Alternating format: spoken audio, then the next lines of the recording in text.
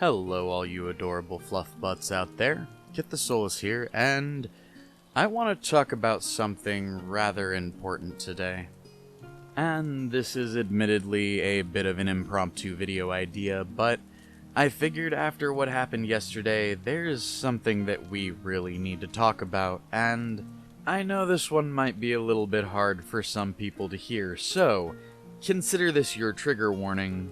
Now, for those of you who have been with our channel for a little while, you'll know that I'm fairly notorious for pissing people off with my words, and what I mean by that is, I'm a very open and vocal individual, and sometimes the things I say will actually make people angry.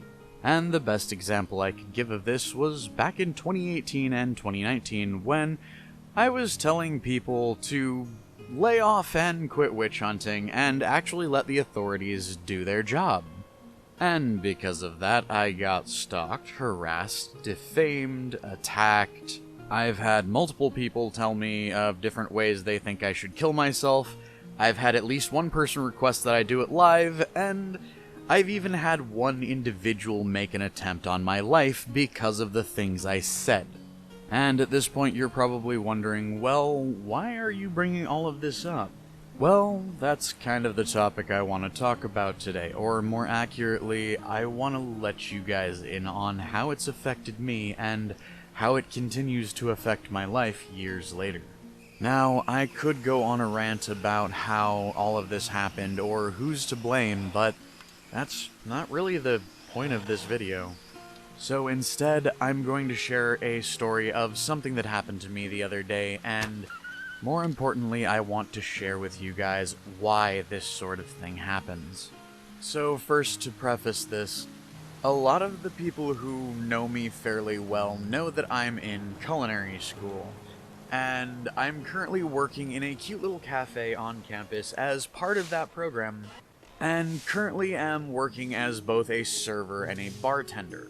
Now, normally this wouldn't cause too terribly much of an issue. I'm a relatively easygoing individual, and I usually don't have any problems on the job.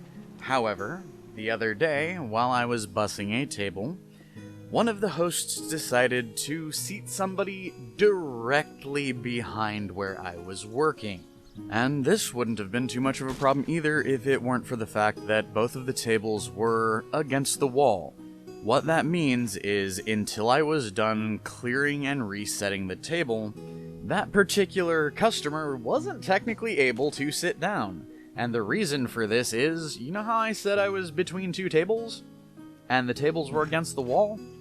That means I was physically in an alcove where the chair was supposed to be, and until my body physically moved out of that area, there was just not enough room to pull the chair out and allow the customer to sit down.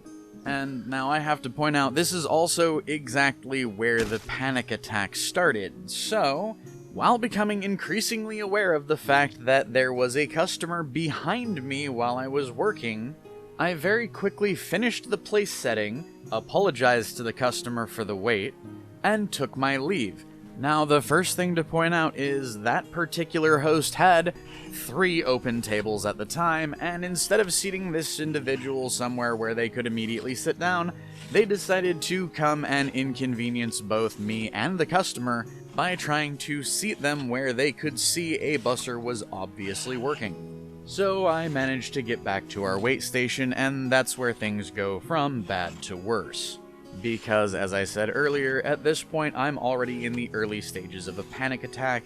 I can feel my heart racing, I can feel my hands shaking, and my mind is going a mile a minute. And as I'm trying to identify where our manager is so I can let them know that I'm going to be off the floor for the next 5 or 10 minutes to recollect myself, 2 or 3 of the other waitstaff begin asking me to do things like be their follow or help them with bussing a table or what have you, and I can't exactly talk when I'm in the middle of a panic attack, at least not well. In reality, in the middle of a panic attack, I usually either stutter or just nod. One is an attempt for me to try to communicate that there's something wrong, and the other is honestly a trained response from back when my dad used to do things like slam me against a wall and scream at me. Thankfully, one of the girls who was there noticed that there was something wrong and asked if I was okay. And I have to admit that in and of itself, in that moment was a godsend, because when I shook my head, she told me just go find somewhere quiet to relax and calm down, and that she would find the manager and tell them where I was, and tell them that I was off the floor for a little while. Thankfully, all of this has sort of a happy ending, because my manager is aware of what PTSD is, what it looks like, and specifically, what a panic attack looks like. She actually did the absolute right things to help get me back up on my feet, which were asking if I was okay, asking what I needed, and then helping me get my mind off of all of the racing negative thoughts.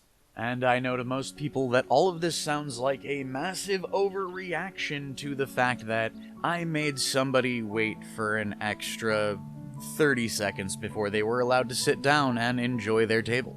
And in a way, that's exactly what it is. A massive overreaction caused by intense fear.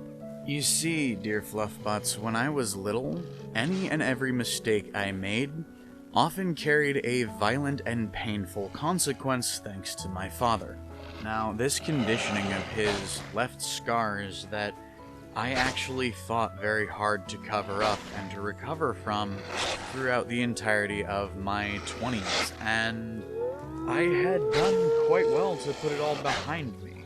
But then 2018 happened, and the fallout from me speaking my mind felt a little bit like somebody had carefully carved one of those scars open and poured salt into the wound. So now, thanks to people like Junkie, I get to go back to step 1 in dealing with a mental disorder that has no cure.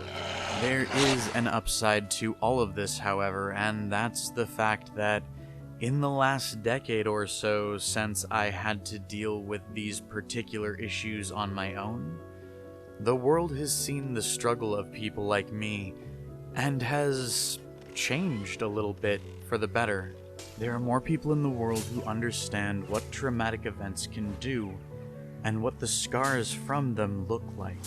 But I think that's where we're gonna leave this talk off, so for those of you who have stuck around until the end of this, thank you and nom nom faces. If you guys want to let me know what you think, or if you want to ask questions, do so in the comments down below. But until next time, everybody, ta-ta, blam.